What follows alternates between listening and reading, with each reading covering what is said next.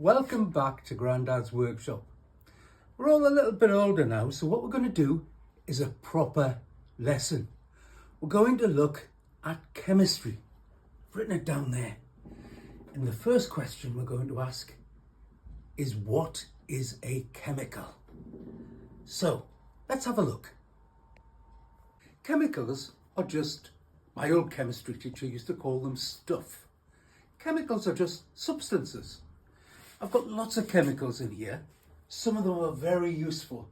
I've got paints, oils and all sorts of things. I've got liquids. This liquid is called white spirit. It's used for cleaning paintbrushes. I've got, don't tell Gran. I've got bicarbonate of soda here. Don't tell your granny. Right? I've got all sorts of chemicals. And chemicals are just substances. Most of them are mixtures of things. And they're useful because they're mixtures of things. But sometimes we ask, what's a pure chemical? I've put some pure substances out here. These are pure chemicals. We can call them pure chemicals if you want. They're not mixtures of anything. There's iron down there as an example. Many more than this, of course. That's sodium bicarbonate, and its correct chemical name is sodium hydrogen carbonate. We can learn these names, they can be important.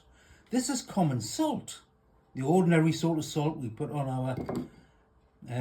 our sausages. No, I hope you don't put too much on, but its chemical name is sodium chloride.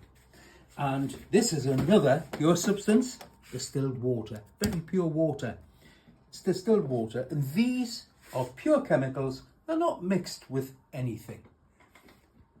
Now we're going to look at separating mixtures.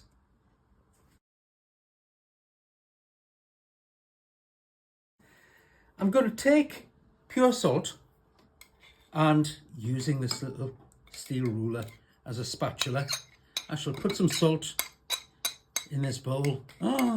Granny's good bowl. And I'm going to mix it with some sand. And the question I'm going to ask is, when Granny comes shouting, "Where's my salt?" how is she going to get her salt back from this mixture? How do you think we can get our salt back? Well, we can use a trick.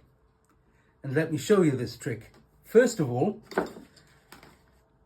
I know that salt is very special, because salt, we take it and add it to water, we'll see that salt,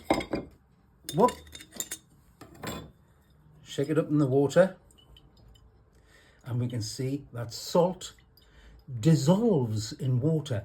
Now, it's still salt in that water. It hasn't changed. It's just salt in that water.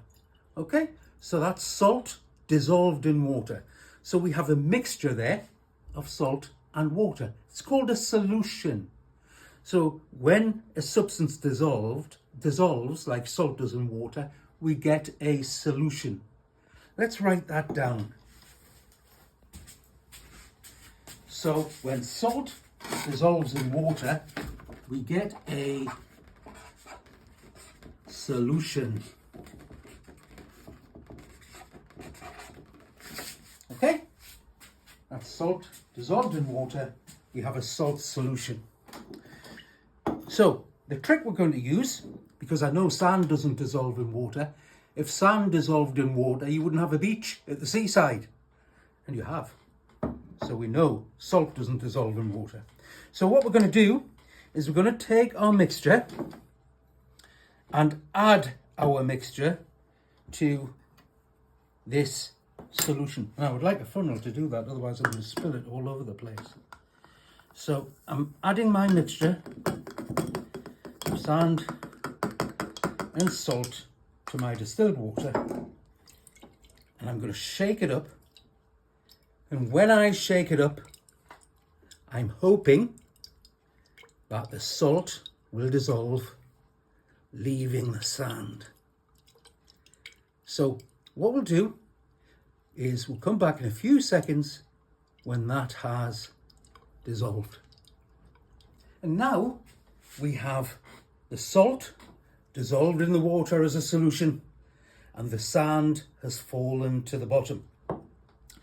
Now we've still got to get the salt back. And how are we going to do it? Well, we're going to separate the sand from the solution of salt and water. And to do that, I've sort of stolen a coffee filter and made myself a filter paper that will sit in my funnel. This has been cleaned, this flask. It's just got a bit of water in it. And what I'm going to do is I'm going to pour my mixture into the filter paper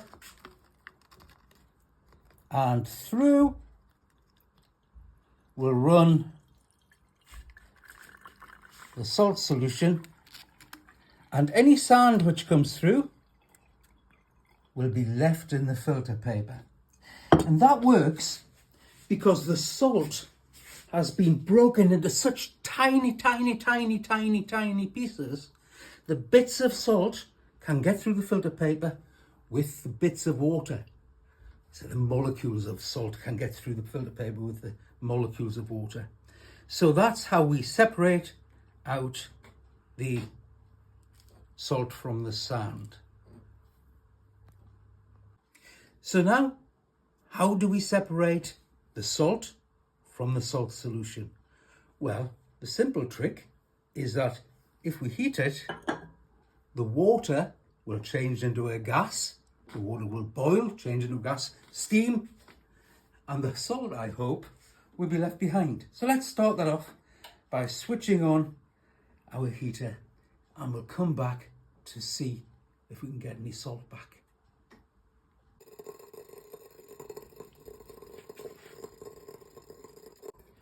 Now you can see we've lost a lot of the liquid. The salt is still in the solution there. We're maybe getting just a little bit of salt coming back, but I don't want to boil a glass container dry. So what I'm actually going to do, I'm going to switch that off now. I'm actually going to let that cool, and when it cools sufficiently, I'm going to pour that liquid, the solution, the salt solution, into a nice clean bowl, and make sure this is clean. I'm going to pour it into a nice clean bowl and let nature do its work and the water evaporate. Just like a puddle dries up, the puddle of water will evaporate and the water vapor will go into the air, and we should be left with our salt. So I shall do that now. I've poured the liquid out now, and you may be able to see, I don't know if you can, some salt appearing already in the bottom of the bowl before the water completely evaporates. But look here, look at that.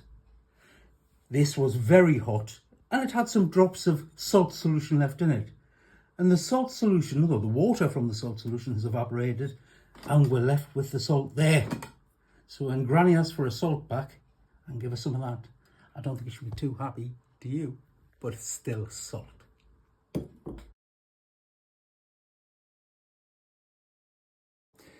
And now I've got some homework for you. Oh, homework. What I want you to do is I want you to draw 3 pictures to show how to separate salt from sand. Just exactly what I've done here. And I've done the first picture, or one of the pictures. This is my first picture, so I would draw it. That's the conical flask, as we call it, or just flask. And there's my mixture of salt and sand there in the bottom of the flask. What do we do to separate it? It doesn't have to be 3 pictures, as many as you want. Okay now, bye, see you.